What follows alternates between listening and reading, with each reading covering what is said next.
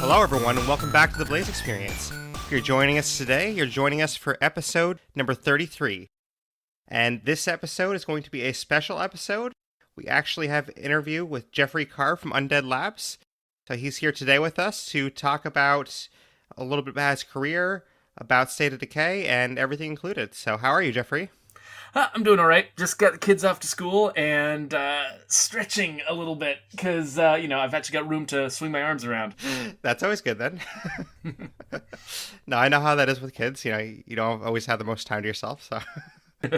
Yeah, no, they always are competing with me for the gaming machines, which is that's the biggest challenge right now because I don't get a lot of opportunity to play games besides my own, and mostly because I'm competing with so many people for the devices. I didn't even think about that. My daughter's not old enough yet to play, so I guess when she gets older, I might have to compete with her. Yeah, no, it's an issue. My oldest daughter has just gotten into Tomb Raider, and so she's playing through the back catalog of Crystal Dynamics games, and she's really, really loving it. She wants to be Lara Croft for Halloween, and so she's completely taken over the family room, and then the other kids always want the PCs. So yeah, I know from the streams that you've done at work, she seems to be pretty good at some of the games. So yeah, my kids, we train them at a very young age. Yeah, so you have some great players there. So. But we're just going to start out with your early career a little bit. So, what kind of drew you into video games when you were younger? So when you were about your kid's age, what kind of drew you into those? So the kinds of things that I used to play with as a kid, my parents were very against buying branded toys. I had to beg them like crazy to give me my only He-Man action figure because I would watch all the ads on TV for a lot of these toys, and I would want them because that's what ads do to children. But my parents had this attitude. They're like, well, you're going to get bored of the story of this particular character. You're going to get bored of stuff really fast, and we're going to spend a bunch of money on you, and then it's not going to be worth it. And they were absolutely right. They got me that He-Man action figure, and then I played with him for a week, and I was like, okay, well, I'm done with him. The things that actually stuck with me long term, toy-wise, when I was a kid, were Legos. Things where, they kind of unlocked boundless creativity and the ability to tell my own stories, and so my parents knew me very well, and they the things they decided to spend their money on were actually probably the best toys for me. But among those were video games, because similarly they opened up a lot, compared to say TV and movies. Video games opened up a lot of room for me to participate in them creatively. The kinds of games that I played a lot as a kid were games like I played Civilization, SimCity was a huge favorite. I loved the Racing Destruction set on the Atari, the Adventure Construction set from EA that was on PC. Like a lot of these things, they were all about me creating things within a world of boundaries set by other people. So it was almost like playing with another human being. We lived in a neighborhood where it was mostly a retirement community. I was like one of the only children within a square mile, and so it was helpful to have these toys that wouldn't just they weren't just a toy that I would play with, but they were a creative toy where I could invest myself, and then they would push back. They would have rules of their own, and they would have AI driven characters and ways for me to sort of explore the world in a very interactive and sort of tangible way. No, I definitely understand that. I think that's something unique about video games because you mentioned TV and movies, for example. I mean, you could still enjoy those worlds, but you can't really interact with them. With video games, you can interact with that world. Yeah, and it definitely, they both have their strengths and weaknesses. There's certain kinds of stories and certain kinds of dramatic experiences that you can only have in a non-interactive medium, where the helplessness of the audience is a big part of the emotional experience, like riding a roller coaster. The fact that you can't just suddenly stop and get out of the roller coaster is a part of the experience. That's like a key. If you could just opt out at any second, then it wouldn't really be a roller coaster. It's the fact that you're trapped and you have to experience this entire thing that makes it, such an emotional thrill ride. And movies are a lot the same way. The fact that you can't stop the characters from making their terrible decisions, and you can't determine the outcome, creates kind of, a lot of dramatic tension that is lost often from video games, because in video games, you always expect that I should be able to overcome this. I should be able to tell a perfect story of one success after another. And it's just, the dramatic possibilities are different. That's one thing I really actually appreciate about the State of Decay franchise, is that it's built around the idea of playing through your mistakes and having bad things happen, but you have to live with them, because that gives us more dramatic opportunities than you'd have in a normal linear game. Exactly, and I really appreciate that too, because like you said, you can have mistakes, but you have to figure out your way around those. There's some other games that do that, but not a lot of games force you to actually learn from your mistakes. I mean, there's a lot of games that you make a mistake, but then the story just takes you on anyways. Yeah, or you reload your game again and again and again until you have your character basically has a perfect day. From their perspective, since they didn't see any of the failures, just everything went right for them. Exactly. Especially if you're a serious save scummer. Definitely. But you did mention Civilization. Is that one of the games that kind of first drew you into gaming? Yeah, I think so. Well, so if you talk about what first drew me into gaming, I mean, I'm old enough that it was older, like Atari games that pulled me in. Right. But Civilization was one of the early games that where my dad showed me how to mod it so that I could rename all of the civilizations, rename the leaders, rename the default cities, and sort of tell stories about different worlds other than our own. That's one thing I've always thought of Civilization primarily for me as being a storytelling tool. Like it's a mode of creative expression. The strategy side of it, the fact that I'm competing and trying to beat another entity at taking over the world, is only that's secondary. And versions of Civilization that are only about the competition, like Civilization Revolution, feels like it's more about the board game and the competition. I spent less time with those than with the ones that really sort of felt like they were about unlocking creative tools for me to rewrite history, in my own image. That experience was kind of what I got out of Civilization, and it's kind of what I've been looking for from a lot of games, for most of my life. There's definitely, I'm able to enjoy a lot of different games from a lot of different genres. I'm getting into Spider-Man right now, for instance, which is, you're playing a particular character, playing through a particular story. It's not like I'm, rewriting the world of Spider-Man on my own. But I've always had a special place, like the games that I consider to be, I don't know, my favorites. The ones that really speak to me the most are games like RimWorld, where it really is about they provide a world with rules, and then I figure out what I'm going to build within that world. No, that definitely makes sense. And for me, I only played Civilization Revolution, but I think that was a big draw for me because I do like history a lot too. So I liked playing as those characters from history, like Alexander the Great or Cleopatra or all these famous leaders you hear about. I like playing as them and kind of, experiencing their history and kind of moving through it that way. Yeah, no, and I have a lot of respect for that. And I think that one of the things that's interesting about working on State of Decay is that, like you just illustrated, there's a lot of diversity in the audience, right? People want different things out of games. I want one thing out of Civilization, and you kind of appreciate another thing. I think there's a lot of overlap between us too. I think we both enjoy a lot of the same stuff about Civilization, but you've got one focus, I've got another, and that's true of the entire State of Decay audience. Everybody out there wants a slightly different thing out of the game, and because the game is so broad, it does so many different things. Different people have glommed onto it for different reasons.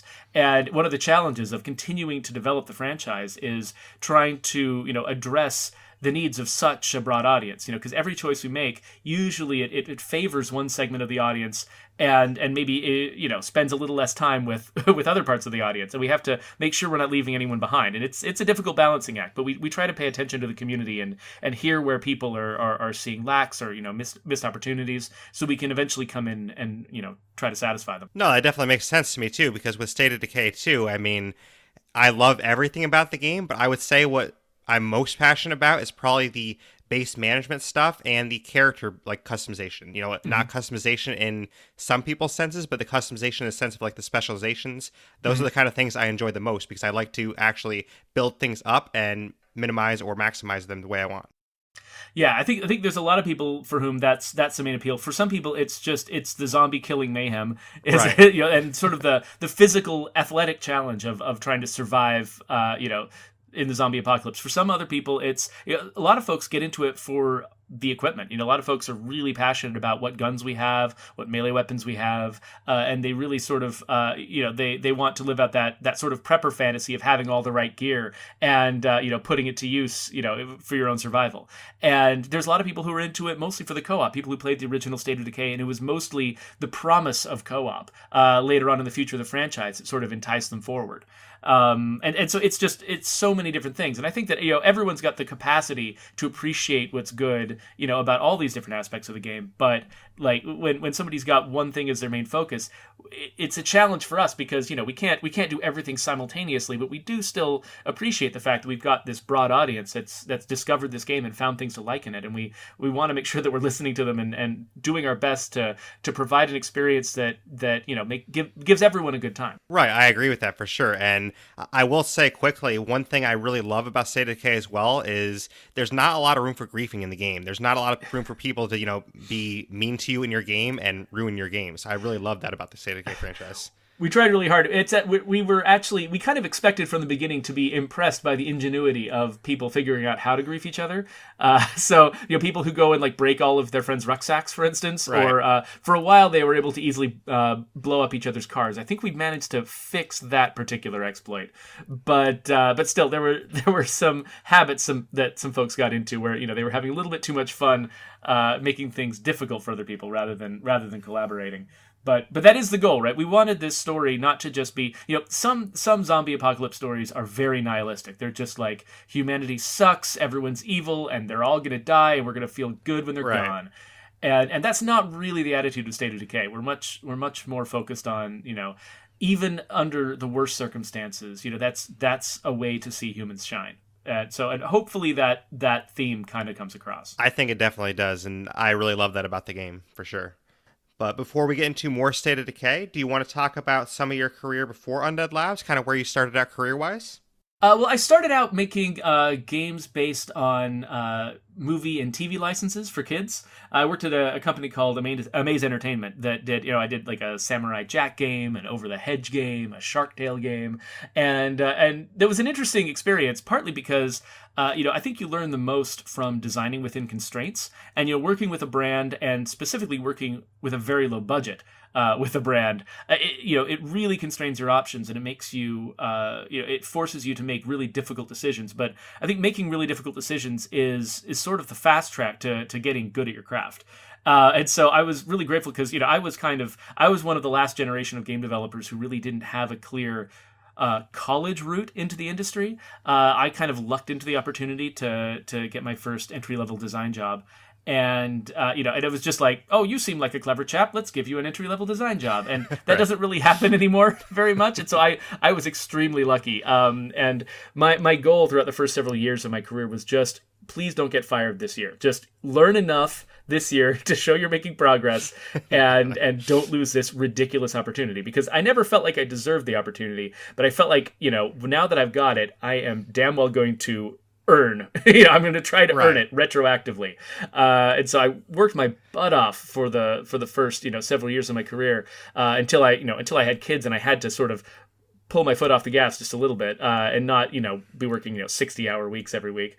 And eventually, I had to start trying to earn my keep by, trying to make good, mature decisions about the planning of a game, and trying to do good work rather than just trying to do the maximum amount of work. That's something you can do maybe when you're in your early 20s, but once you get older and you've got more responsibility and more lives that depend on you, you have to try to not just burn yourself out, but actually step back and have a little bit of a balance to your life. Which is one great thing about Undead Labs is they while occasionally we have needed to crunch in the past, the crunches have been actually some of the lightest crunches of my career, and they're pretty few and far between compared to my experiences doing work for hire. They really are very focused on work-life balance, being understanding, letting me have a flexible schedule so that if my family needs something at the drop of a hat, I always know I can prioritize them, and the company will understand. And that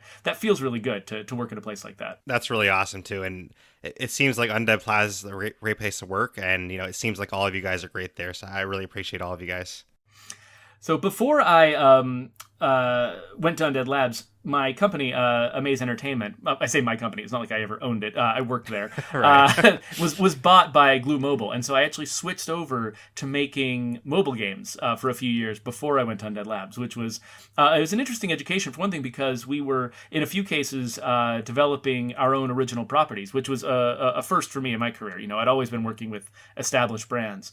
And so not everything we did worked out. Probably the most successful thing I was involved in at Glue was Deer Hunter 2014, which was it was interesting. It was we trying to figure out sort of the best way to adapt old school Deer Hunter gameplay to sort of the modern era of free to play mobile games was an interesting challenge.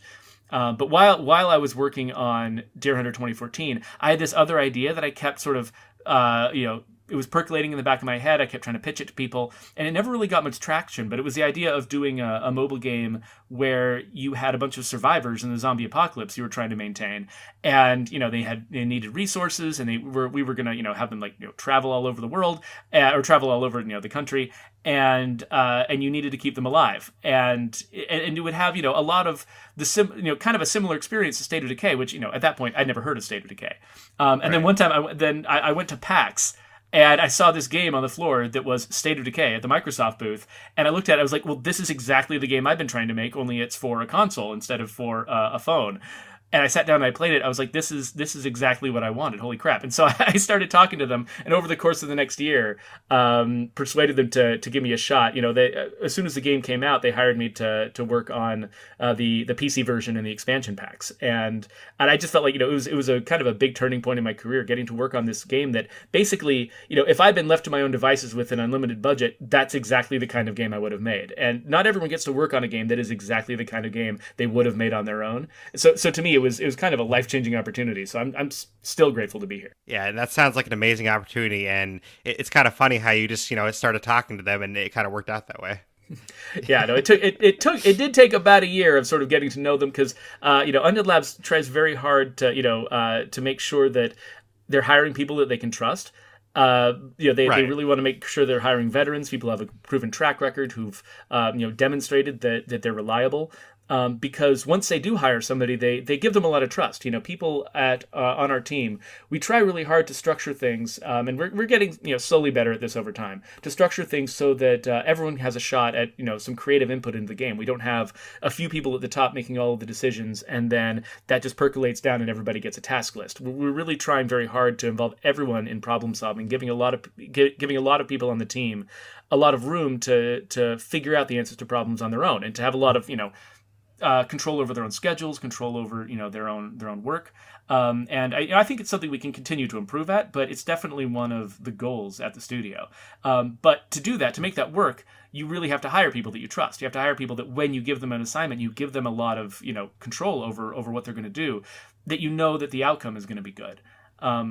One of the first things that I was ever asked to do when I first joined the company was to write basically a dev diary about what my work was going to be going forward, like what we were going to do with the PC version of the game. And I don't remember exactly what that first article was about now, but I do remember I'd only been at the company for a few weeks when I wrote it. And I had never been allowed to write public-facing PR text before for a company, and I kept saying, well, I assume I need to run this by 12 different people to get it approved, and I was just absolutely terrified I was gonna write something that would get rejected, because that was my experience, with working with companies Right. that were paranoid that anything an employee did was going to be wrong and was going to ruin everything. And so we had to keep, employees locked down and under wraps, and no one can ever speak or be heard from. And to have Undead Labs immediately trust me to write something that they were going to post on their website, and figured, no, you got it. You'll be fine. You'll do a great job. It shows the attitude that they have towards their employees. That they really they trust us to go out there and, be ourselves and make decisions. And the company feels like there's room for us to sometimes I say dumb things on the stream, and sometimes people make mistakes, but I think the company's made a decision that it's worth letting us occasionally say dumb things and occasionally make mistakes to get the other benefits of of our creative input and our investment in the company. Like that the company gets so much more out of letting us have that kind of freedom and that kind of connection with the audience. it's worth the occasional small downside. Right, because I think that way it promotes great teamwork and a great place to work, which is what you want in a workplace. So that is definitely the goal, and I think, there's probably, you never get it perfectly. And so, I know that there's folks out there who probably, are thinking, oh, if only Undead Labs was better at doing all of these things. And yeah, so I think, we're sort of, we've got our goals, and, we're on a path, and it is really nice. So whenever I hear, folks in leadership talking about this stuff, I mean, I can tell that they really do care about trying to, maximize all the benefits of, giving employees responsibilities, giving us, creative input, and letting, everyone be involved in decision making about their own work. Oh, definitely. I'm glad you actually had that little bit of freedom like that, because, for example, when I asked you to come on the podcast, I wasn't sure, okay, is he going to have to run this by 5 people to come on the podcast, or like... So. No, it was only one person, and it was almost halfway pre-approved, so... Well, that's good then. So yeah. No, but real quick, before, with your early career, you said you worked on some established properties like Samurai Jack and things. Do you think that is harder to work on an established property like that than a intellectual property that's not established already? So there's kind of a good side and a bad side, right? On the good side, knowing what your boundaries are from the outset, actually it jumps you ahead in the creative process a lot, and it gives you some something to play off of. When you really do just have boundless open fields of creativity in front of you, just deciding what the first constraints are going to be is really hard. It's really hard to sort of nail down what your game is when you're just making it up out of whole cloth, right?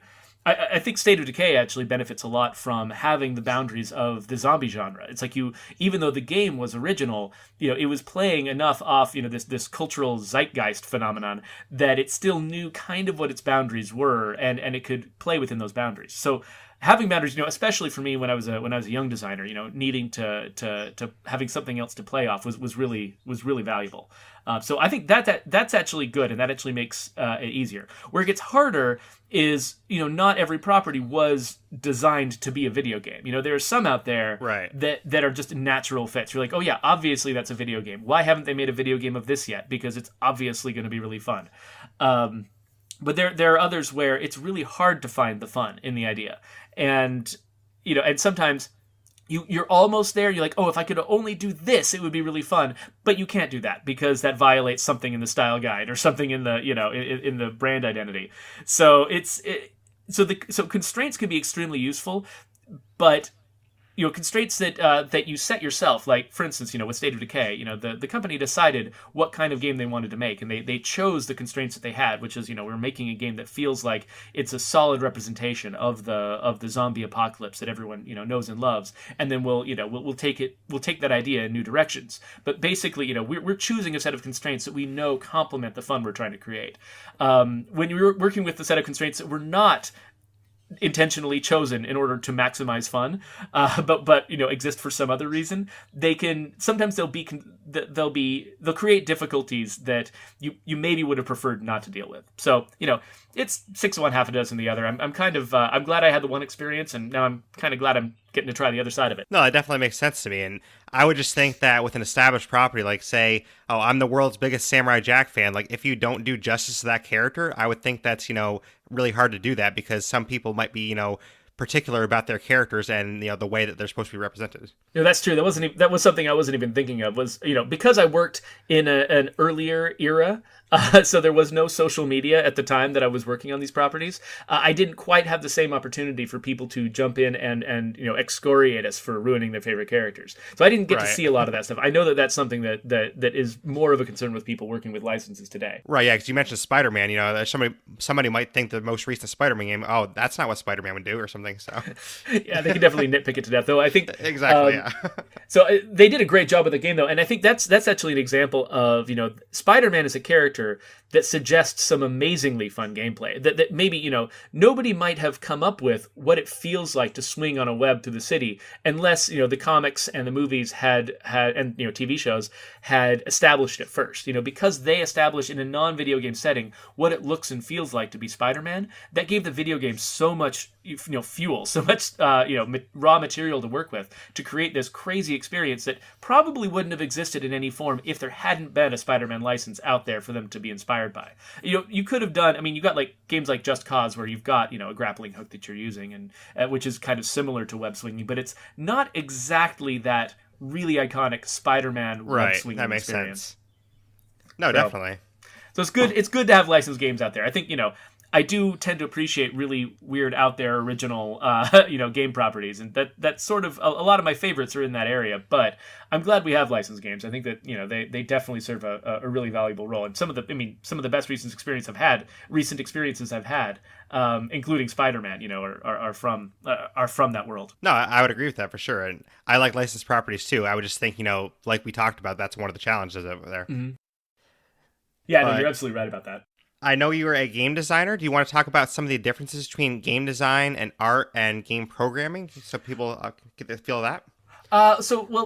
The difference between a designer and an artist and a programmer primarily is that an artist can either draw or not. And a programmer can either, they either can code or not. And there's a certain minimum level of qualification that everyone can tell if this person's good at their job or not good at their job.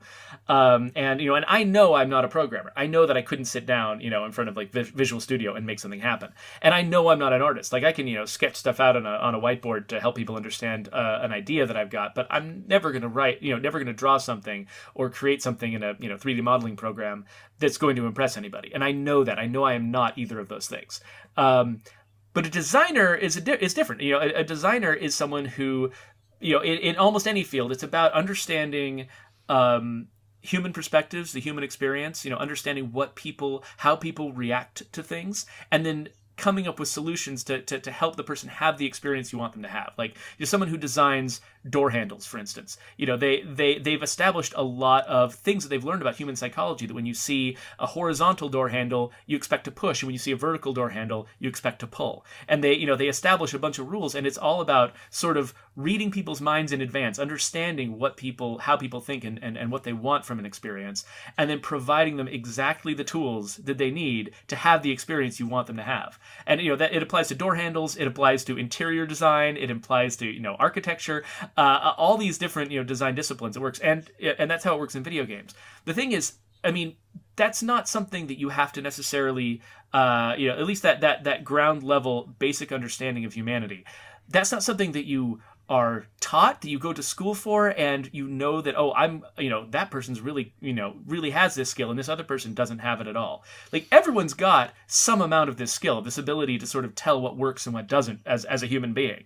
And so it's hard for me to prove to somebody, well, see, like I'm a game designer and you're not a game designer. Like I can't really say that. A lot of the skills that I use, a lot of the jobs that I do day to day are things that literally anyone could do. And so the benefit of my years of experience doing game design and the practice that I've had at it means that I sometimes will anticipate problems that someone who's less experienced might not anticipate. I've solved similar problems before, and I might get to solutions quicker. And then there's a lot of sort of that ground level content building that designers do, making items, balancing economies, creating content for things like traits and skill systems that I think somebody can be good at, the way that, a writer can be really good at writing stories.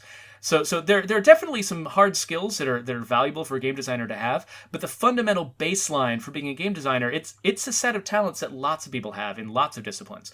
And so the biggest challenge of being a game designer is proving that I should even be there at all. It's trying to overcome imposter syndrome, because there are a lot of programmers and artists and animators and audio guys on my team who are very good at game design. Who they see a problem and they come up with a really good solution to it, and they can imagine the player experience and respond to it in advance and have a good sense of human nature and all of those skills that a game designer needs to have. A lot of my colleagues who are not, formally game designers have all of those skills. And so, my biggest challenge day to day is trying to add enough value to this game as a full-time designer that everyone around me doesn't just go, well, why do we need this guy? We can make all these decisions, just as well ourselves.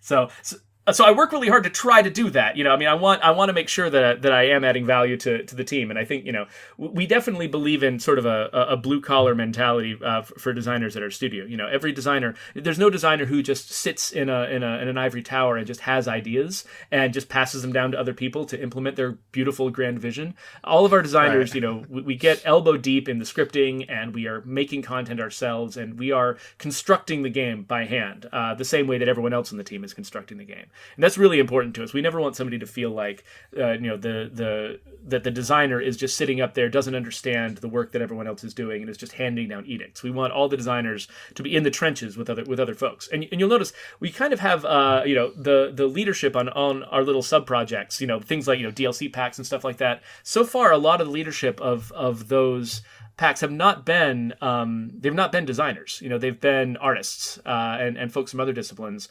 And we're doing that on purpose. Like, we really want to make it clear to everybody on the team that designers are not in charge of the game by virtue of being designers. There's this sort of natural hierarchy, depending on how you set up your teams. It's easy to slip into a natural hierarchy where, because designers are the first ones who come up with ideas and write specifications for features, that means that they're in charge. They make the decisions, and everybody else has to follow their vision.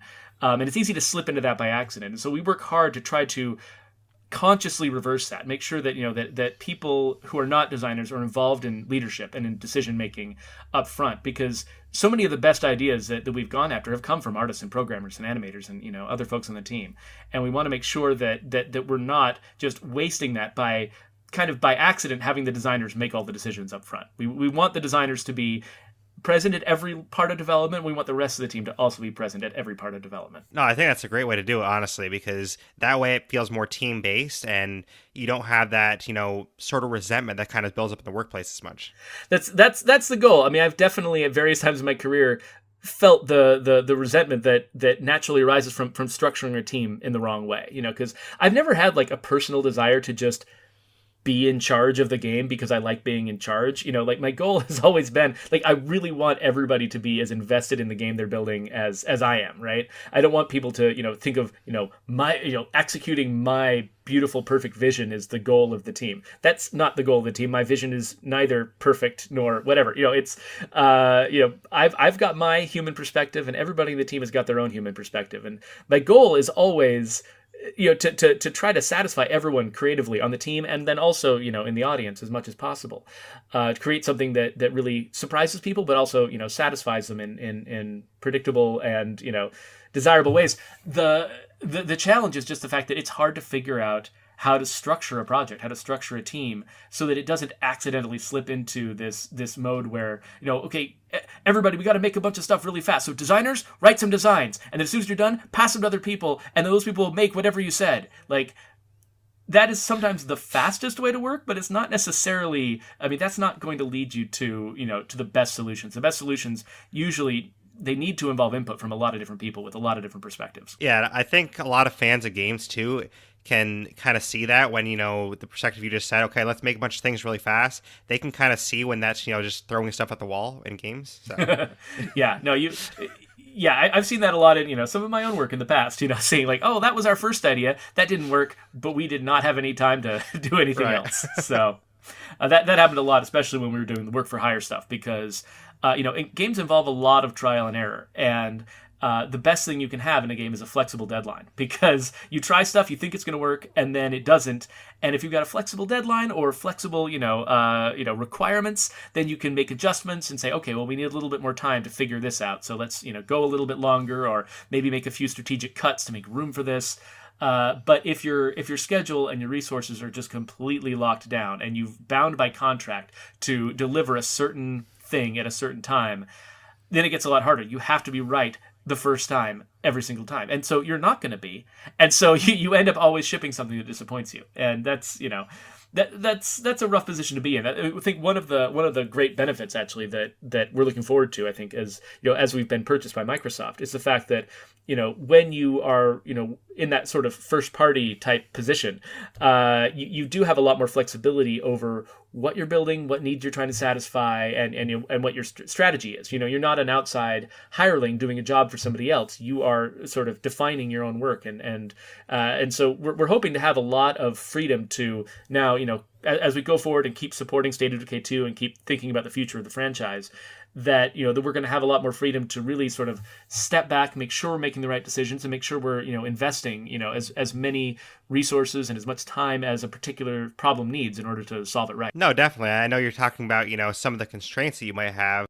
Like, I know one thing I asked on stream that you answered is when talking about enclaves. When you exile someone off your community and then they actually come back to being in an enclave. Like, I thought that'd be a really cool idea, which you said on the stream that you guys thought of that, but you just didn't have the resources to actually make that person come back to the enclave.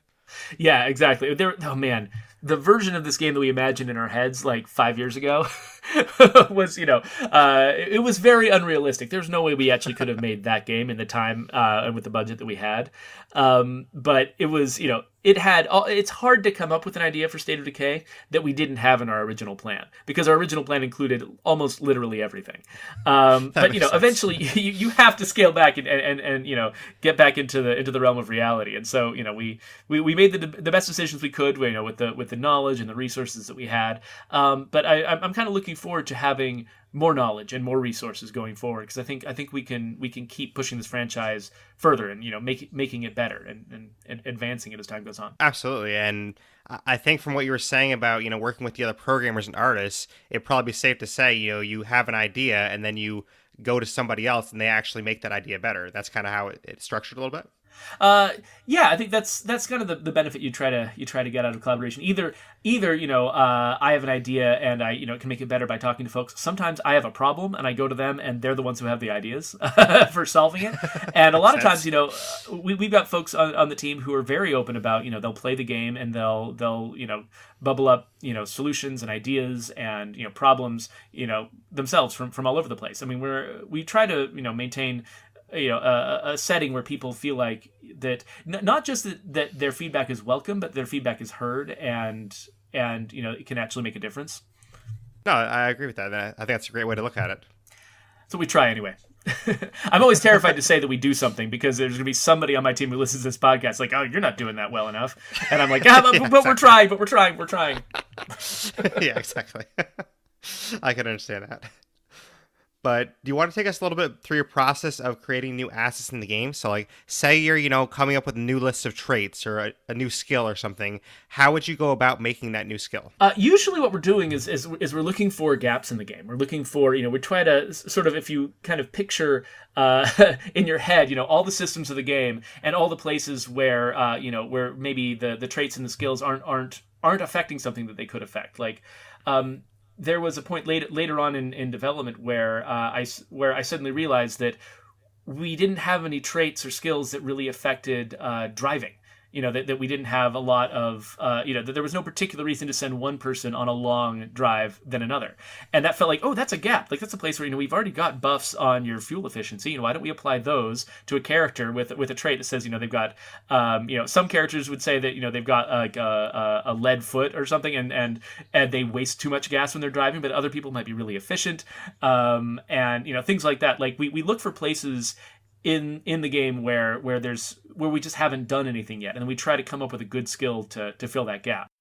Right up front, when we were trying to figure out what the initial shape of the skill landscape was going to be, it was a really similar process. We're like, what are the activities that players engage in? What are the things that we want them to think about? Like if you were actually in real life, building your zombie survival base, what are the things you'd have to learn? What are the questions you'd have? What are the experts you'd want? You'd want someone who knows about medicine. You'd want someone who can build and maintain things. You want someone who knows about electricity and plumbing. You want someone who knows about chemistry. We read books about surviving in the apocalypse, and so much of it was about knowing how to make charcoal and use a still to make different chemicals, right, and stuff like that. And so we sort of started laying out some stakes and saying, okay, we want to have this skill be important, we want that skill to be important. We're trying to fill all these gaps so that players feel like, when they're imagining who it is they'd want to recruit to their real world zombie community, zombie survival community, not a community of zombies. That'd be fun too, though. That we're covering all the bases. That whatever it is that they would have fantasized in real life, we've got something that represents that in the game. And then we sort of built around that. And so, a lot of our, decisions about how, electricity and water work, or about how, medicine works. A lot of it was about trying, kind of was a little bit backwards. Sometimes we would think of, there'd be a system we knew we needed to have in the game, and then we'd create a skill to fuel it. But sometimes it was the opposite. Sometimes we knew we wanted to represent a certain skill, and so we came up with systems in the game to justify the existence of that skill. Because it was really about sort of, this is very similar, like I was mentioning before, it's actually very similar to working on a branded property, because you're working with the zombie apocalypse zeitgeist, and people have certain expectations about what a zombie apocalypse would be like. And some of them are based on reality, like this is really what it takes to survive in any, circumstance. And some of it is based on just a lot of, years and years of lore building up about how people operate in these kinds of settings. And so, we had kind of the benefit of those constraints kind of telling us what people would expect, so that we knew which gaps we needed to fill. No, that makes sense. And going a little bit deeper into the skills, though, like, say you're taking a skill, computers, for example, and, one of the specializations for that is programming. Do you look at, okay, if you're a programmer, then what would you be able to do? And then that's how you actually have the effects? Or would you think of the effects first and then think of the title?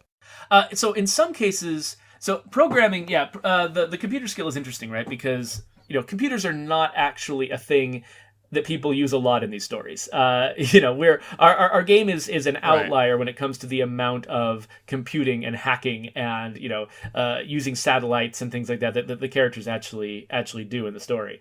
And so it was an interesting challenge, because the reason we liked the idea of computers up front was the idea that you give somebody a skill, it doesn't seem like it would be valuable in the apocalypse, but then as you develop a character with that skill, you begin to realize how valuable they are. And that felt like that sort of spoke to kind of a very human theme, of learning to appreciate the value of different people. And so we wanted that experience of like, well, this person has computers, haha, that's not going to be useful. And then we come up with ways for it to be useful. But it was a challenge because, coming up with ways for a computer expert to be useful in the zombie apocalypse is actually pretty hard. We tended to, we clustered it around the radio because that's sort of the most high-tech thing you have around. We also, some maybe expensive like bombs and things like that.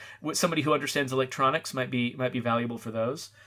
But that was one where we were kind of straining at the boundaries of what we could justify with the skill. But we wanted that skill to be on par with the other skills. Things like medicine, which has an obvious utility, and things like, gardening, which has an obvious value to or like to the construction, community. for example. Yeah, construction. Like we can come up with stuff for construction to do. We had to kind of stretch to make things for computers to do. And especially because, once you set the shape of a system, like we say, okay, whenever you have one of these valuable fifth skills, you build them up to 7 stars, and then you can make a choice, branch them in one direction or another with the specialization. And once we'd set that standard, it was weird to have a 7-star skill that would just end and that wouldn't have any specializations. And so while computers might have worked really well as just a one-off skill, if we wanted to give it those 7 stars, we had to put something at the end for it to specialize into, which means we had to come up with even more things for electronics and programming to do. And so programming ended up being more about, like hacking drones and stuff, and which, it was that scene from Interstellar, where they capture that Indian drone. Like that was sort of the inspiration for being able to do that. And then, and then being able to work with like triggers for bombs and things like that on the electronic side felt like that was, something that made sense in the world of State of Decay. But, that we ended up actually making the decision, you notice that a lot of the 5th skills have only 1 star. And the reason for that was because we had made this rule where, once you leveled up something to 7 stars, you could specialize. And it was getting confusing for players that some of the skills that we had, things like farting around, you could level it up to 7 stars, and then I can't specialize my farting around? There's not like 2 different really advanced versions of farting around that I can do. And so it was Nick Millay, I think, who noticed this problem and made the call that we needed to do something different with those skills. And so we ended up capping all those skills at 1 star, even though technically there's no reason we couldn't have given them 7 stars. We actually, in the data, one at a time. We made each of them capped at 1 star, so that players wouldn't have that expectation. So they would see, oh, I've got a weird skill. It's not going to go anywhere. It's just going to do one thing the entire time I have it. But, some of those skills are really valuable. I know you've got your favorites, and we're trying to add more to the game now that we hope will become favorites too. No, definitely. I think some of the new red talent skills are going to be some of my favorites too. I think they are really cool skills. They're a little bit OP, but, that's kind of the point. You're paying a lot for these guys. Definitely.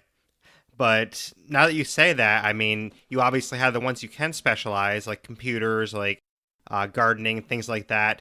What was around the decision to include the rare skill books trader? Because the rare skill books trader gives you skill books for the 1-star skills. So what was around the decision to include that? I remember that it was around. I think that was around the same time that we were working on the Independence Pack, and we were offering a lot of opportunities for players to go out and kind of get new weird equipment to augment their communities. And I think that the suggestion came from Brian, because he was working on the Independence Pack trader, and he had worked previously on the mysterious weekend trader that comes in with some of the really high level gear. And I like that trader. Yeah, so he was trying to think of what are other sort of rare opportunities to get players out there going and meeting with mysterious traders by the side of the road, and he came up with the idea of these rare skill books. He'd paid attention to the fact that a lot of players were spending a really, really long time on the random character generator, at the beginning of a new game, just trying to get lycanology and, trying to get fishing, because those skills, when they stack with all the other benefits in your community, they can really make a difference. And he was like, there's got to be a way that isn't spending hours clicking the randomize button, to get these skills into people's hands. And so simultaneously, he was observing people, doing something that was probably not the most fun way to play State of Decay, and he was also looking for solutions for it's like, I've got these traders, they're this whole system is really kind of fun to engage in. What else that feels really valuable can I offer to the player? And so those two thoughts, I think, came together in his head, and he was like, why don't we do a rare skill books trader? And once he suggested the idea to me, I really liked it. So I helped come up with help build the books so that they would give the characters the traits they needed and give them the skills. But yeah, no, the whole thing was his brainchild, and now we've been working on future content for State of Decay, and that's knowing that skill book trader exists is a really great opportunity for us, because it means that we can add new content to the game, new skills, and know that we've got a way to funnel those to the player, because that's actually one of the biggest challenges of adding content to a game like State of Decay. It's so wide open, and so all of the experiences are very dynamically composed. You don't never quite know what you're going to run into, and that's one of the benefits of the game. But it means that when we add content to the game, it's really hard to make sure that players notice the new content, that they can find it. So the rare traders are a good way to do that. And so, now when I add a skill to the game, I just need to create a skill book for it, and then people will definitely discover it at some point. No, that makes sense. Is that all you'd have to do is just, make sure that appears in the rare skill trader, and then they can buy it from them. Yeah, exactly. But I do have to ask, though, why was sewing not one of those books? Honestly, it was because we were coming up with the list off the top of our head, and we knew. The thing is, we knew that we had watched players specifically target fishing and lycanology, and then we tried to think ourselves, like, what are the ones that we know are really interesting? And I think that Scrum certification got in there because Brian's very focused on the on the base and base facilities and the whole base strategy thing, and Scrum certification is a very base focused skill. And a lot of the others were similarly just like the ones that occurred to me as being the ones that I thought of as the most valuable. But, that I think you're illustrating the value of getting a lot of different perspectives, because, you had recognized the value of sewing because it gives you the, the health bonus and, it's increased stack sizes, right? Right, and if you pair that with backpacking and resourcefulness, that's a really good stack size right there. Yeah, exactly. And so you'd really notice the obvious value of that. But sewing, had actually kind of disappeared at the back of our minds. If we'd gone through every single skill and looked at it and looked at its benefits methodically, we probably would have run across it and thought, oh, this one's pretty valuable. But instead, we were more just sort of gathering impressions from what we had seen people talking about in the community. And so we hadn't noticed people talking about sewing. We had noticed them talking about lycanology and fishing. And we had our own personal favorites, and so we went with those. But as soon as you mentioned, sewing being your favorite, I immediately went back and was like, oh, well, I guess we should probably have a sewing skill book. So keep your eyes open for the future, and we'll see how this goes. So we do pay attention. We really try to listen to what folks are saying out in the community, and we try to be responsive to that, because to some degree, we have been doing this for a long time, and sometimes people will make requests where we're like, that's not going to be as fun as you think it is, or we'll be like, we could do that, but it would take so much effort and so many resources, you'd have to miss out on like 10 other things that you'd like better. And so there's a lot of cases where our expertise really comes in, when it comes to making decisions about what's actually going to be valuable for the game, what's going to really make it better. But at the same time, knowing what people are looking for, knowing what people are asking for, is a key piece of information that we have to know in order to make these decisions well. Even if we're not actually going to necessarily do exactly what people ask for every single time, because there's often very good reasons not to. Still, knowing what they're looking for is really, really important. I think one of the things that I've been taught by writing teachers and stuff in the past is, when somebody reads a story that you've written and tells you, oh no, what you should have done is this, a lot of the time they're wrong, but they are right that they had a bad experience that they're trying to fix. And so what you need to do is interrogate what bad experience they had. Is it, okay, so you really thought that I should have killed off this character, but why did you want to kill the character? Is it because the character's annoying? What makes them annoying? And maybe what you really need to do is fix the thing that made the character annoying, not kill off the character. Like maybe your friend's solution is not actually the real solution, but you do need to address the fact that they were having a bad time. And so it's just an exaggeration of it, basically. Yeah, so that's the attitude we try to take, which is, not every solution suggested by the community is going to be the right answer for the game, but every experience that people report is a real experience that a person actually had, and that's something we need to pay attention to. That is the most important data that we can collect, is, what experiences are people having with our game, and are there ways that we can learn from those experiences and shift the game or expand the game or add to the game in a way that will make people happier. No, I definitely understand that. And if I had to make a request for a skill, I would request a skill called analysis. I love to analyze things, so that's my request. What would it do, though? What would analysis do? I'm not quite sure yet, but here's my problem, right? Yeah. But yeah, I'll keep that in mind. I think it would operate like logistics. Like, logistics is the closest thing to that, I think. So I think it would operate like that. It would probably have a bigger stack size and things along those nature. So one thing we could probably do is, there's a lot of cases where part of the strategic decision is, or the creative decision is, what's going to make sense as a skill and what's going to make sense as a trait, right? Like, I think at one point we were talking about, I'm trying to remember the details of this. I'm going to get this wrong, but we were talking about, say, hygiene, being a valuable skill. And somebody was like, basically, this is what it was. We were looking for skills and traits that would be valuable, buffing your infection meter, making you more resistant to infection or less resistant to infection. And so something like hygiene makes sense. That makes sense, yeah. Somebody made the suggestion, what about a skill called preschool teacher? If you've got the skill of a preschool teacher, part of that is, surviving a lot of infection and a lot of, infectious diseases being exposed to them and surviving. But I was like, okay, that's a great idea, but that's not a skill, that's a trait. And the line between skill and trait it's like a weird wavy dotted gradient. But I just have the sense that, preschool teacher, it's a very specific story about who somebody was in their life. And that usually tends to be traits. And then skills are things like hygiene, which is like, it's a concept. It's a set of behaviors that you've learned, or it's a skill, or it's a routine. Like, and explaining exactly, like, you see me struggling for words. Like, I'm having trouble coming up with a way to describe what the difference between a trait and a skill is conceptually. But I knew in my head, just from being really familiar with the system, that preschool teacher is a trait that gives you the hygiene skill, right? And so right. So that's the way we would have to, if we were to add that, that's the way that we would have to go about it. But there's lots of interesting, weird, like, stylistic things that you don't even like.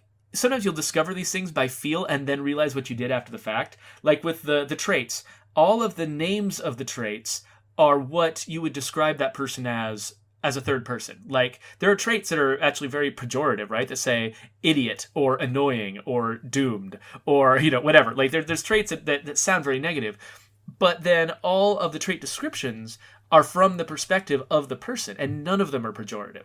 Every single trait description is very positive about what that trait is, or at least offers justifications, right? Like somebody, like if I think there's a trait called lazy, where somebody says, "Yeah, I'm doing a really important job. I'm holding down this couch."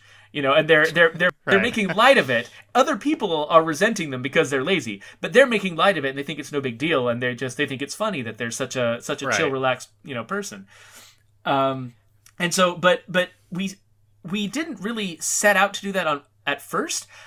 I just started writing them and then noticed what I was doing after the fact, that I was, writing, I wanted people to be able to evaluate a character from the outside and see in very straightforward, honest terms, who is this person? What are they like? What are the benefits and the downsides of recruiting them? And so I wanted the names of the traits to be just very straightforward and blatant about who the person is.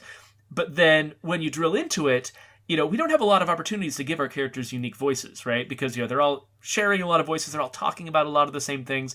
We can't afford to write a lot of, bespoke dialogue.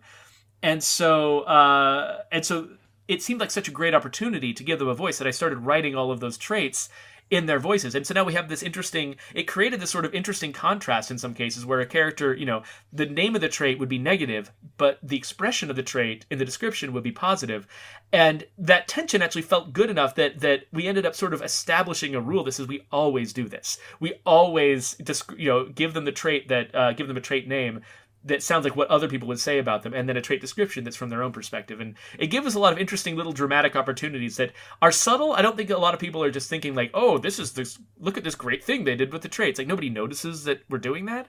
But I think it gives them sort of an edge and a flavor that's just a little different from traits you see in other games. And I think that whether people can identify exactly what our rules are or not, I think it does sort of give them a little bit of an edge and makes them a little bit more memorable than they'd otherwise be. No, I agree with that. And I think kind of how you're describing it there, a trait is more something that describes who someone was. But I think a skill is something that someone can learn more, like, say, computers or like plumbing. Like, they can learn those things and actually become good at those things, while a trait is something that they were before, and it's not really something as learned, I would say. That's kind of it's sort of, if you're trying to like triangulate on where the boundary is, that's one of the perspectives you can take on it. But I do think analysis would work as a skill, because in the zombie apocalypse, if you're analyzing things, I mean, that is going to be something that's very useful. It could have to do with like base building or something like that, because you always have to analyze something in order to figure out the best opportunity to take on a situation. Definitely the word analysis works better as the name of a skill than it would as analysis in general, just a broad concept like that. We don't think we never have traits that take that. We could have someone be an analyst as a trait, but analysis is a skill. It's so weird to be like, to actually be kind of digging into, Definitely what role in the game different words are allowed to play. But like Andy, our lead writer, and I have a lot of conversations about this where, one of us will propose a name for something and the other will be like, I'm not really comfortable with that. And we're like, and the first person is like, yeah, I wasn't sure either. But figuring out exactly why a given name or title or description doesn't quite fit into the style guide of our game. We're always kind of pushing the boundaries of this and trying to figure out where those boundaries are. It's always an interesting discussion. That makes sense. But that being said, in terms of Daybreak, which just came out, what was your kind of favorite thing that you were excited for people to try about Daybreak? Like something that you might have worked on, or something that was really exciting for you to have people react to? So for Daybreak for Daybreak specifically, my only role on that team was to be building the skills and the traits for the characters that you're playing, and a couple other things here and there. Like I think we needed some custom help text, which I tend to write, things like that. But mostly I was about building the characters, and so I guess So the red talent stuff probably. Wait, what'd you say? The red talent characters probably would be your most... the red talent characters specifically. So the first problem we had was we really wanted players to feel like they were, badasses. We wanted them to come into this feeling like, that they weren't, that when they failed against the zombie horde, it wasn't because their character was weak, it was because the zombies were strong. We wanted to feel like we gave them every single tool they could possibly need in order to succeed, so that they really felt like it was kind of a fair fight. Like this, we wanted this to feel like a very competitive mode where you felt like, when you beat it, it was because you were amazing, and and when you failed at it, it was just because it was so freaking hard.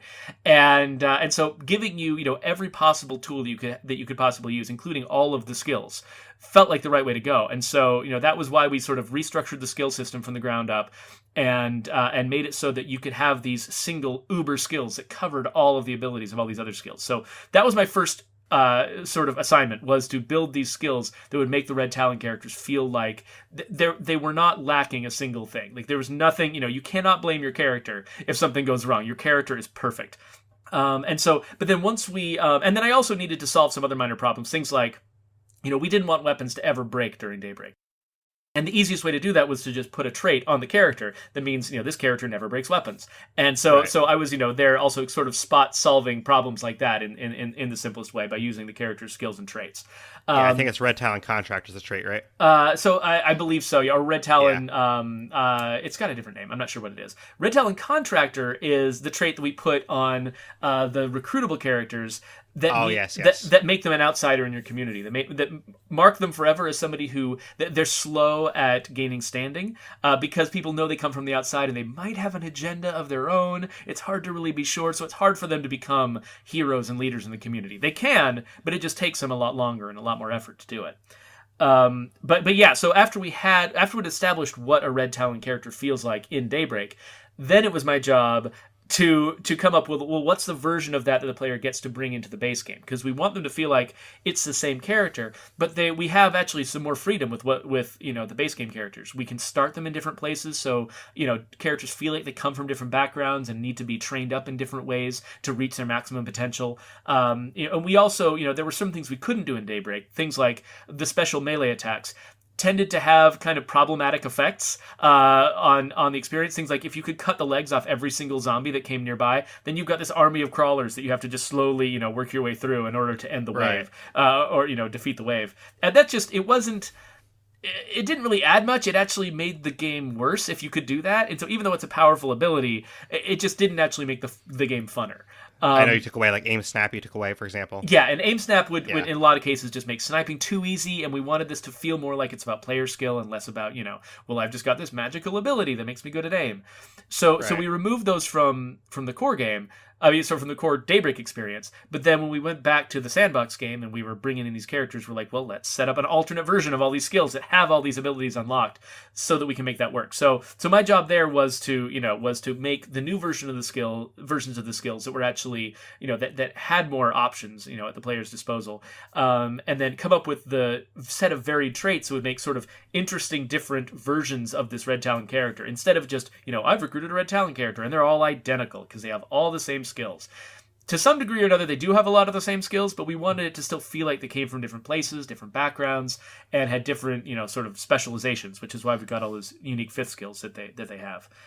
And then after that, it was my job to sort of create the mechanism for delivering these guys, because I scripted some missions for the original State of Decay 2, and so I knew how that tool worked, and so I was in charge of creating the radio options that call in the Prestige Trader, that call in the Red Talon recruits, and making sure that experience was as straightforward and foolproof as possible. And so if you run into any problems with it, please let me know as soon as you can, because it's really important to me that if people have spent the time earning prestige and they spend it on one of these characters, we really want to make sure that they're delivered in a very obvious, clear way, so you can definitely get the thing that you spent your prestige on. Yeah, I've tried it so far, and it worked perfectly for me. I got a character that had logistics on them, and I love that character, so they're really awesome. Well, that is a big load off my mind. I'm glad to hear that.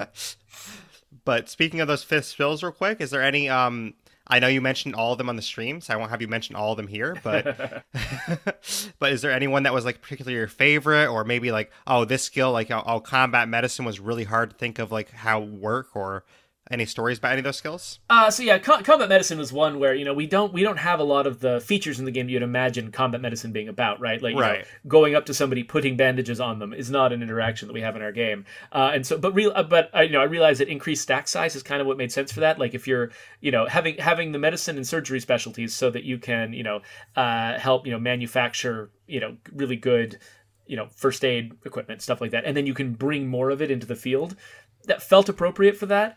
My favorite one, honestly, was I was looking up military jargon, trying to find terms that would be interesting. And honestly, like a lot of the most fun that I have in my job is just coming up with the names for things. That's why I have jealously held on to the naming system as one of the systems that I manage because it's just so fun to come up with names for characters and nicknames and things like that. But yeah, so gut packing is actually probably my favorite because it's sort of it's like military slang for feeding the troops, and it's sort of thinking of it as an industrial process of just getting their stomachs full, and not as an artistic process of making a wonderful tasting food. But I like that phrase so much that I needed to come up with a skill that was called gut packing. So that's why that's there. Yeah, and the gut packing skill in particular, that one seems so useful. I mean, if you actually had two of those people, then that's minus 40% food consumed overall. So yeah, I think we do eventually cap. So if you stack up a bunch of reductions to food consumption, we do have a cap, like a lower bound, so that you can't just say our people eat no food, or our people are solar powered, or and we don't want people generating food spontaneously, because that's if you actually had like negative food consumption, I think that would mean that people are just like sprouting mana from their skin or something like that, and that felt like didn't quite fit the tone of the story. Which makes sense. I'm sure that's why you capped hacking at one outpost, right? Because that would be crazy to have more than 7. Yeah. Well, I mean, the thing is, there's only room on that screen for 8 outposts, right? And so we use 6, and we're like, okay, for Daybreak is a very special release. We're going to add one more slot, but now we've only got room to do one more. And so if we ever want to add an 8 slot, like we're going to have to very carefully choose that moment and decide what mechanism is going to give you that 8 slot. So we're holding that back because we know that's going to be a special moment, and we really don't want to we don't want to squander it on something small. No, definitely, that makes sense. But speaking of Daybreak, do you have any quick stories about interacting with fans at PAX West? Oh, that's interesting. So we actually had several people that our line was between 1.5 and 2 hours long, and we had a few people who went through the line multiple times, and I was really impressed by that, because when I go to PAX, I mean, my day is full. There's so many things to see there. There's so many things that I want to do. The idea that somebody would want to go through our line multiple times just to have this 15-minute experience with Daybreak really kind of blew my mind. But my favorite thing to watch was when, a lot of folks, they were total strangers, and they were coming up and they wouldn't really talk to each other very much. They'd just each individually do their best to learn how to play Daybreak and to, do the best showing they could. But now and then we got a group where either you'd have a group that they were very well coordinated, they were already friends, or you'd have sometimes an individual who would just be barking directions the entire time into the headsets, and not in an oppressive way, but just calling out like, oh, the zombies have dropped this wall. Like they're maintaining their situational awareness a lot and calling out everything they noticed to the rest of the team. And those teams performed a lot better because they had much better information. And so that's one reason why when we did our release stream, we wanted to make sure that we didn't just goof around with a solo game with just like me and Brant hanging out in there, but we wanted to kind of do the. It was pretty logistically ambitious to make this happen at our studio, because we didn't have a lot of Xboxes set up to be retail kits around the office. But so we set up a full 4-player game, mostly because when we're representing this game to the public, we want them to see people cooperating. We want them to hear the voice chat. We want them to, think of this as a very cooperative experience, not just a super hardcore mode for super solo players, though there certainly are some out there who have really impressed us. Swiss Army Knife, I think, is one of our longtime players who has gotten very good at the game, and he soloed it like within an hour of Daybreak coming out, which was hilarious to us, because none of us can do that. A few of the QA folks can sometimes solo it. they definitely, can't reliably solo it their very first time playing.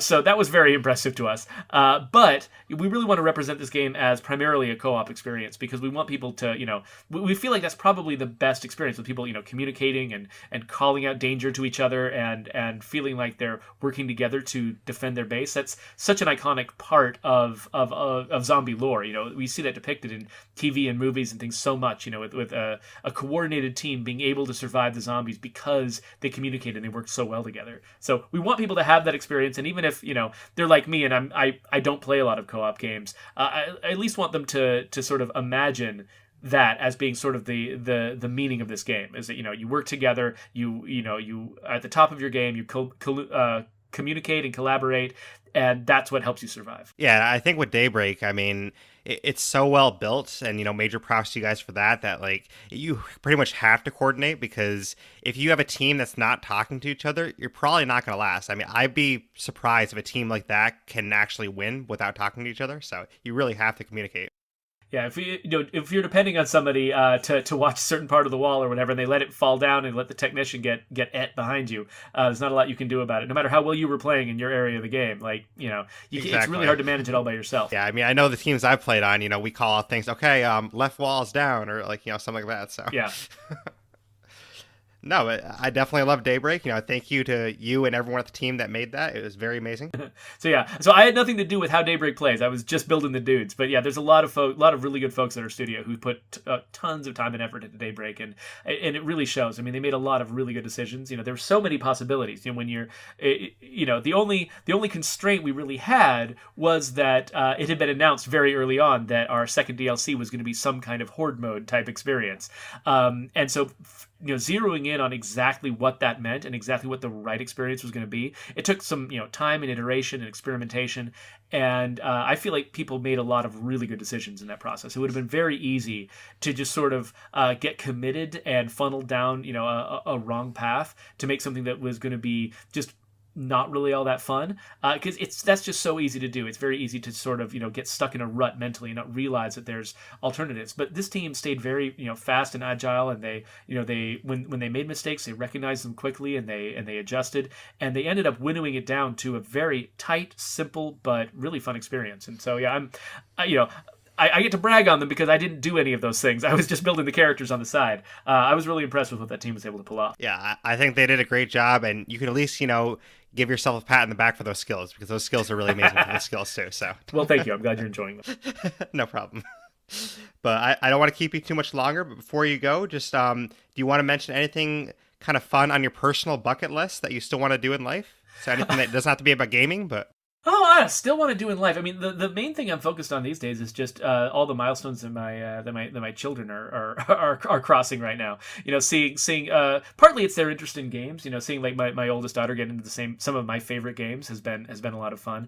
Seeing my son, who's only 3, how there's a lot of things he's not good at yet, but he's still very good at video games. He knows how to. His favorite thing is to take some game and completely set it up to be a co-op experience. Like get multiple profiles signed in, set it up with split screen, and then go and say, Dad, I want to show you something. It's one of his only sentences is, I want to show you something. And he'll drag me in and be like, oh, apparently we're playing Garden Warfare now. Okay. Good to know. So watching my kids cross those milestones is, I mean, I feel like, I'm 40 years old. My life is over now, right? So, they're doing all the interesting stuff. So I'm kidding. I know life does not end at 40. I'm just kidding. But no, that definitely makes sense, though. I mean, I have the same thing with me, and beyond seeing my daughter grow and everything, my wife and I want to go to Italy at some point. That'd be kind of cool. So so we live really far away from a lot of our family members, and so we don't have a lot of really easy like long-term babysitting queued up for our kids. So we're expecting that our kids, before we're really able to travel as a couple, we're gonna have to get them just a little bit older so they're easier to foist off on other people. But we've got ambitions like that too. I've always wanted to like go to Europe with my wife and stuff like that. So hopefully at some point the kids will start going to college and or being old enough for long-term sleepovers, and then maybe things will open up a little bit. Definitely. Right now, though, I mean, being focused on the kids, I mean, there's definitely worse things in life than being focused on these little people. So it's been a trip. I'm really and I'm just really glad that, my kids have kind of turned out, a lot of them, they all have very different interests. They have different games that they like. They have different, geeky fandoms that they're into. They're all extremely different people. And, some of them have more in common with my wife, some have more in common with me. But just getting to know all these very unique individuals is a big part of the fun. Because they start, from the same, basic place. They all start out as babies, and they just very quickly start establishing their own little personalities, which is just, it's amazing to watch. And it's actually, one of the things that is kind of inspirational, when I've been working on State of Decay, is the fact that, that every human, it's actually impossible to sort of, like every stereotype is wrong, about somebody. And it's impossible to just make blanket statements about who people are and what people do. Every individual is their own person. And I think, that's kind of one of the themes of the character generator in State of Decay, is we're really trying to establish how different people can be, and how, that no two people should ever feel like they're exactly alike. And like even the Red Talon soldiers, who were meant to all serve the same purpose, we still wanted to make sure that they felt like unique individuals. And because that's the experience you have, watching humans grow and develop. You can't help but be really struck by how ridiculously individual they all are. And so we wanted our characters to feel, to whatever degree we could, the same way. No, I definitely think you achieved that too. I mean, I think you said you have over 1,200 traits in the game, so there's a lot of options. So yeah, we got hopefully as many characters as Borderlands has guns. Yes, so there's so many character types, and I think that's really great about the game. So, but I want to thank you very much for coming on the podcast. I really appreciate that. Thank you for giving us your time and coming to this interview with us. Oh, thank you. This is, your podcast has actually been a really great resource for me, because, you build these enormous piles of content, these huge spreadsheets full of data. And, it's really hard to get a really sort of, broad base of reactions to all this stuff. People pick their favorites and things, but I love the way that your podcast, that on your podcast, you really try to drill into the details and be very complete in your analysis of the game. Because, I listen to your podcast every week, and it helps give me sort of like an outside perspective on what we've built.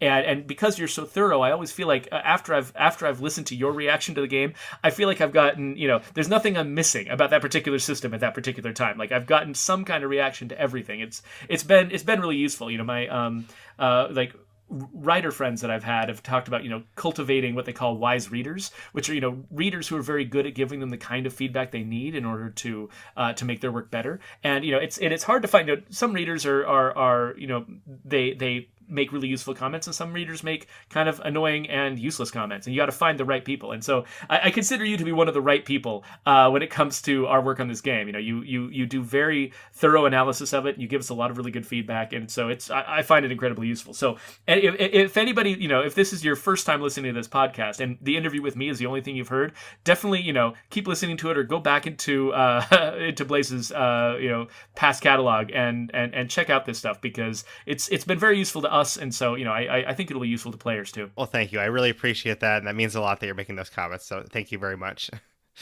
Well, you're welcome. And thanks for having me on. Yeah, thank you. And if people want to check out the podcast, I'll just give you some tips on that. You can either check us out on iTunes. You can check us out on Google Play, Google Podcasts, Acast, a bunch of different directories. And if you want to contact me, you can contact me via my email, theblaisexperience@gmail.com. And if you want to contact me on Twitter or get at me on Xbox, it's Blaise XPerience, so capital BLAISE, capital XPERIENCE. Those are the main ways to contact me, and I do have a Discord that will be in the show notes of every podcast. And Geoffrey, if people want to get in contact with Undead Labs or yourself, how can they best leave feedback? So Undead Labs is at Undead Labs on Twitter. That's probably one of the best ways to get in contact with us. We've got a Discord too, and I have no idea how to tell people how to get to our Discord, because I know it's complicated. It's complicated to sort of to share Discord stuff. But if anybody has any questions about the game, Megan, our community manager or social media manager, whatever her title is, she's on there. She's on at Undead Labs, and she's great at her job. And so if you want to if you have any questions about the game, comments about the game, you can can leave them there. If you want to talk to me personally, I'm at Rangatang on Twitter, and so you can find me there. And I've also Derreck is the name of my channels on Twitch and YouTube. And I'm not going to spell that because it's a silly name that I never should have chosen. But if you follow me on Twitter, I've got links to stuff there, so you can you can check that out if you want to. But the main thing that I do actually on Twitch and Mixer is the Undead Labs stream, and so you can follow that. It's just Undead Labs at on Twitch and Mixer. So if you check that out, we do a stream right now. We're doing streams every single week since we keep having new things come out that we want to talk about, and we're going to keep that up. I don't know if it's always going to be weekly. If we go into a lull where we're working on something that's pretty big and deep, and we're waiting for a long time between releases, then we might go a little bit less often with the streams. But right now we're streaming every week, and we'd love to have folks in the audience. Yeah, and I try to get people to check out that stream as well. I mean, I think it's a great stream you do every week, and I love the way you host it. You do a great job with that. No, thank you. You're welcome. And definitely, like Geoffrey said here, I would recommend checking out his Twitch. He plays a lot of indie games on there during his lunch breaks, so check out him playing those indie games. It's really fun. Thank you. You're welcome. But thank you for coming on here, and I will definitely make sure to put the Undead Labs Discord in the show notes as well if people want to find that. That will help, yeah, because I don't know how to even describe that on the air. I'll make sure to put that in there. But thank you. I really appreciate you coming in to talk with me today. Thank you. Oh, yeah, no, thank you. It was a lot of fun. And thank you to the audience for listening. We really appreciate it. So thank you for listening to the Blaise XPerience.